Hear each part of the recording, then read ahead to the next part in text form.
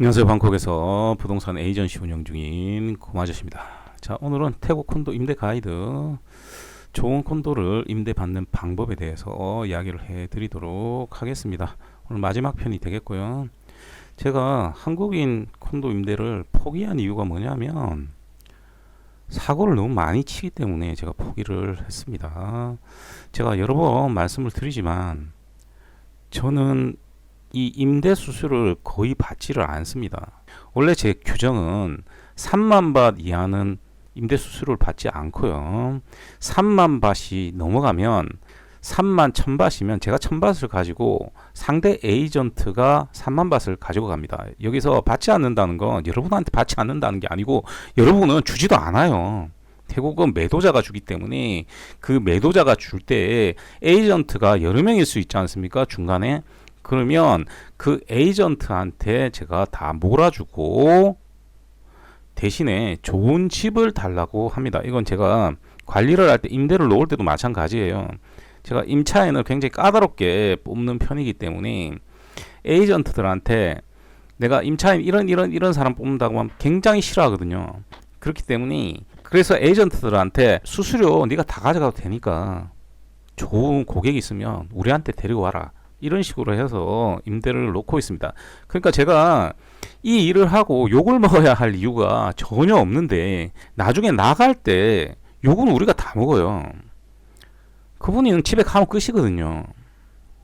그래서 제가 이게 한두 건 계속 쌓이다가 짜증이 나서 안 합니다. 일단 좋은 콘도를 임대받는 방법, 먼저 대기업 콘도 중에 5년 이내의 콘도인 경우에는 대부분 1층으로 들어가게 되면 거기에 임대 관리하는 사람이 있습니다.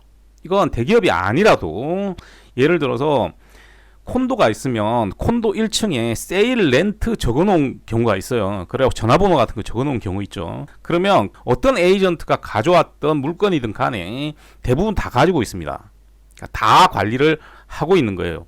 그렇기 때문에 거기 가서 물어보면 제일 빠릅니다. 그러니까 부동산 사이트에 들어가서 누군지도 모르는 어떤 성향을 가진지도 모르는 에이전트를 찾아야 할 이유가 없습니다. 제가 왜 이 얘기를 하느냐, 제가 항상 임대 문의가 오면 어떻게 하라고 가르쳐 드리면 처음에 임대 문의 왔을 때 임대료가 있지 않습니까? 책정된. 그러면 예를 들어서 임대료가 3만 밭이었다. 그런데 계약할 때 보면 4만 5천 밭짜리 계약하고 있습니다. 그 말은 뭐냐면 중간에 에이전트가 계속해서 비싼 집을 보여줬다는 겁니다. 그러면 비싼 집을 보여주면 당연히 더 좋겠죠. 그러니까 그렇게 거래를 해 버리는 거죠. 자, 그래서 여러분들 부동산 사이트에 있는 에이전트라는 게 다 여러분들을 위해서 일을 해주지 않아요. 제가 왜 임대 수수료를 많이 포기를 할 수밖에 없냐 하면 예를 들어서 이런 거예요. 에이전트가 의뢰를 받았어요. 의뢰를 받았는데 나는 물건이 없는 거야. 그래가지고 DD 프로퍼티 같은 거 보고 또 집을 찾는 거죠. 그러면 에이전트가 또 따로 있겠죠. 그렇지 않습니까? 근데 그 에이전트의 물건이요, 제가 올린 물건일 수도 있어요. 왜냐하면 저는 협력업체 에이전트들이 있지 않습니까? 저하고 친한 에이전트들이 그 에이전트들한테 물건을 뿌립니다. 그러면 걔네들도 올려요. 그렇잖아요. 그걸 보고 오면 에이전트가 3명이 됩니다. 그러면 이 거래를 하려고 할까요? 안 할까요? 집이 좋음에도 불구하고 안 하려고 합니다. 돈이 안 되기 때문에. 그래서 제가 지금 하는 방법을 가르쳐 드리는 겁니다. 그래서 다이렉트로 사람하고 접촉을 할 수 있으면 중간에 있는 사람이 적어지기 때문에 훨씬 더 좋은 집을 여러분들한테 제공해 줄 수 있겠죠. 그래서 제일 좋은 게 대기업 콘도, 특히 5년 이내의 콘도는 가보시면 거의 대부분 있어요. 다만 너무 가격이 싼 데는 잘 못하는 애들이 가 있거나 또 없는 경우도 꽤 있습니다. 하지만 가격대가 어느 정도 있으면 또 이 지역이 임대가 잘 되는 지역이야. 그러면 항상 사람이 나와 있는 경우가 많습니다. 그 다음으로 임대료가 뭐 10만 밭 이상, 뭐 12만 밭, 13만 밭 이렇게 되잖아요. 그러면 거의 상주하는 사람이 있습니다. 콘시어지처럼 되어 있는데 보시면 사람이 항상 상주하고 있어요. 그분한테 얘기하시면 더 쉽게 받을 수가 있습니다. 보통 이런 에이전트들이 어디 소속이냐면 큰 건설사들은 자체로 이 부동산을 가지고 있습니다. 이 부동산 사람들이 나와가지고 있습니다. 그러니까 예를 들어서 지금 플러스 있죠. 플러스는 산시리 계열입니다. 굉장히 유명한 데죠. 그래서 이 플러스에서 나와서 하는 경우가 있고요. 또 예를 들어서 AP다. AP면 방콕 시티스마트. 이 부동산에서 나와갖고 할 수 있습니다. 이 부동산 사이트를 볼 때 여러분들이 주의해야 될 점은 뭐냐면 이 부동산 사이트도 일반 사이트처럼 온갖 회사 물건이 다 있어요. 그랬을 때 자기 회사 거만 거래하려고 하셔야 됩니다. 이렇게 하면 하나 건너뛰고 될 수 있거든요. 그래서 그럼 피하시는 게 좋습니다. 그래서 요런 회사들이 꽤 있어요. 그래서 이 회사들을 찾아가지고 하시는 게 좋아요. 그래서 오늘 두 군데 가르쳐 드렸죠. 산시리는 플러스에서 보시고, 그 다음에 AP는 방콕 시티스마트에서 물건을 찾는 게 제일 좋습니다. 그 회사 거만 찾으셔야 돼요. 근데 여러분들이 브랜드를 모르기 때문에 어느 회사 브랜드다 이거 모르기 때문에 힘든데 여러분들 홈페이지 들어가서 그 브랜드를 보시면 됩니다. 자, 그 다음에 자, 세 번째, 대기업 콘도인데 준공 5년 이상 된 콘도의 경우 여기서는 좀 갈립니다. 여러분들 뭐 한 10년 지난 콘도도 지나가다 보면 콘도 앞에 렌트 세일 해가지고 부동산 회사가 붙여놓은 경우 있지 않습니까? 그 경우는 이 콘도가 어느 정도 관리가 잘 되고 있다는 증거이기도 합니다. 그 관리회사가 이 부동산하고 관계가 있고 이 부동산에서 관리를 할 수도 있어요. 그런 부동산들이 몇 개 있거든요. 그래서 그런 부동산들에서 관리를 하고 있을 수 있습니다. 그러면 거기에 전화를 하시거나 하면 됩니다. 물론 들어가서 사람이 있을 수도 있지만 이 경우는 없을 확률이 더 높습니다. 좀 오래됐기 때문에 상주하는 사람은 없을 확률이 더 높아요. 그래서 그 관리하는 회사에다가 전화해서 이 전화번호 보고 그 앞에서 전화를 했다 이렇게 정확하게 말씀을 하시는 게 좋습니다. 다만 아무것도 없다 그러면 부동산 사이트 찾으셔야 됩니다. 관리가 잘 안 되고 있다 이렇게 생각을 하셔도 됩니다.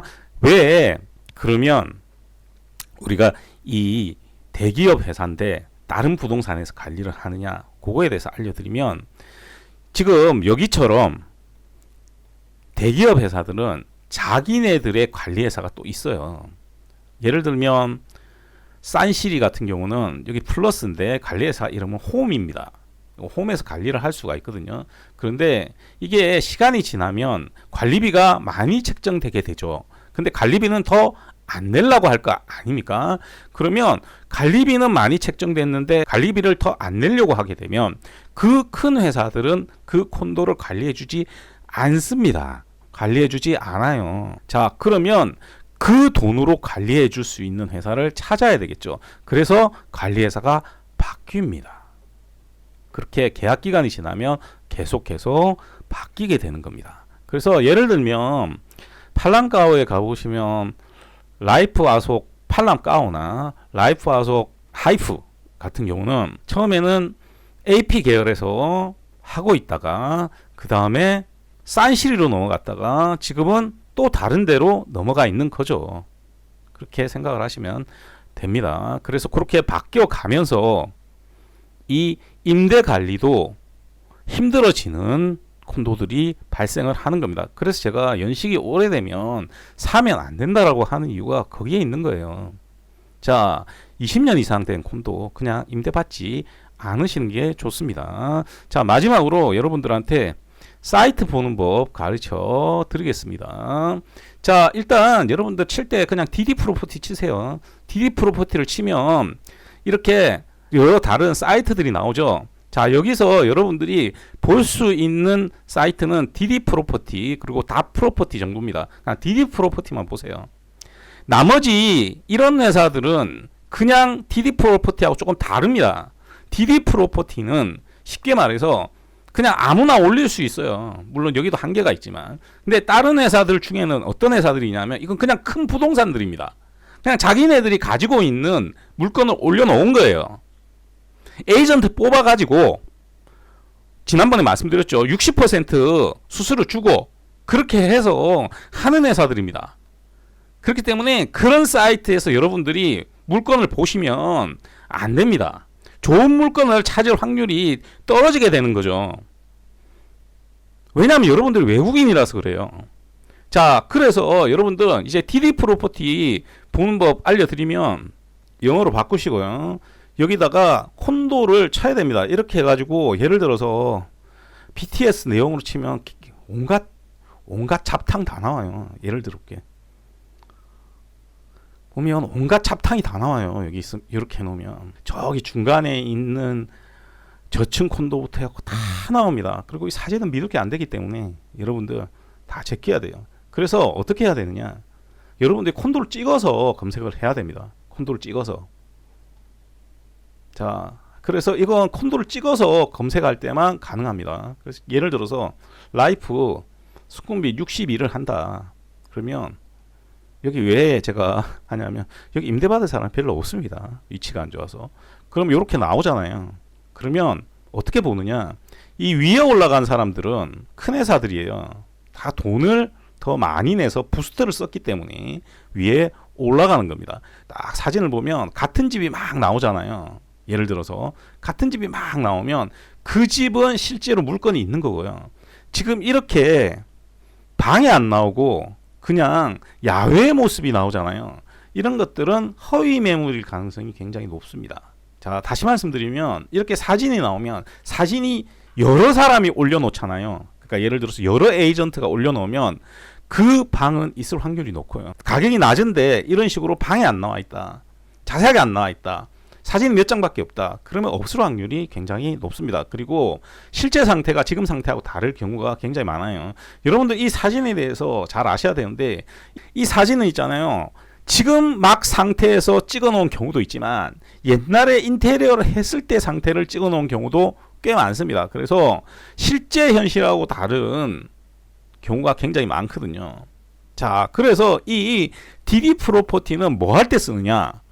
이렇게 연락을 하게 되면요, 교환이 받아요. 보통 큰 회사들이잖아요. 아까 얘기했던 그런 회사들입니다. 예를 들면 프로퍼티 스카우트라든지 또 파즈와즈라든지 이런 회사들이 만약에 올려놓잖아요. 그러면 교환이 받아요. 근데 이 정도 큰 회사가 아니더라도 대부분 교환이 받습니다. 그 에이전트하고 직접 연결 안 시켜줍니다. 왜냐하면 얘네들이 소속돼 있어서 앞에 얘기했죠. 전부 다 받는 게 아니거든요. 그렇기 때문에 시스템이 이렇게 되어 있습니다. 그럼 연결해주면 그 에이전트가 전화 받아서 지금 물건 없고 그보다 가격이 조금 더 비싼 거 있는데 이런 식으로 나와요. 그러니까 이 사이트는 뭘 찾는 거냐? 여러분들이 에이전트를 알고 있지 않기 때문에 에이전트를 찾을 때 사용하는 사이트입니다. 즉, 그 콘도에 대해서 에이전트를 찾을 때 사용하는 사이트예요. 그래서 제가 부동산 사이트 함부로 보면 안 된다라고 말씀을 드리는 겁니다. 결국은 어떤 사람을 찾는가 하는 사이트지 여러분들은 물건을 찾고 있잖아요. 그게 다른 겁니다. 자, 그래서 제가 다시 한번 방법 알려드리면 대기업 콘도 중에 5년 이하의 콘도 그리고 안에 관리하는 사람이 나와 있는 경우, 예를 들면 앞에 얘기했듯이 산시리 콘도인데 플러스 직원이 나와 있다. 그러면 그 플러스 직원이 전부 다 관리를 하고 있는 겁니다. 그 다음에 가격이 비싼 콘도인 경우는 대부분 나와 있고요. 자, 그리고 세 번째, 대기업 콘도 중에 5년 이상 된 콘도 있을 수도 있고 없을 수도 있습니다. 없을 때는 그 콘도에 들어가려고 하면 부동산 사이트를 찾아야 됩니다. 그리고 20년 이상 오래된 콘도의 경우는 그냥 임대받지 마세요. 제가 오늘 이렇게 정리를 해드렸는데 만약에 임대료가 10만 밭 이상 넘어가서 내가 굉장히 불안하다 싶잖아요. 그러면 방법이 없습니다, 여러분. 제가 예전에는 그런 경우에 많이 해드렸는데 제가 안 할 거거든요. 그래서 방법이 없습니다. 제가 해드릴 수 있는 건 제 블로그에 올려놓은 물건들, 보통은 제 고객 물건하고 그리고 제 협력 에이전트들이 이것 좀 해달라는 거 올려놓거든요. 그거 이외에는 제가 안 해드립니다. 그래서 제가 4회에 걸쳐서 태국 콘도의 임대 가이드를 드렸습니다. 자, 오늘도 들어주셔서 대단히 감사드리고요. 다음 주 화요일부터는 또 다른 시리즈로 여러분들을 찾아뵙도록 하겠습니다. 자, 오늘도 들어주셔서 대단히 감사드리고요. 이상 저는 방콕에서 고마제시였습니다.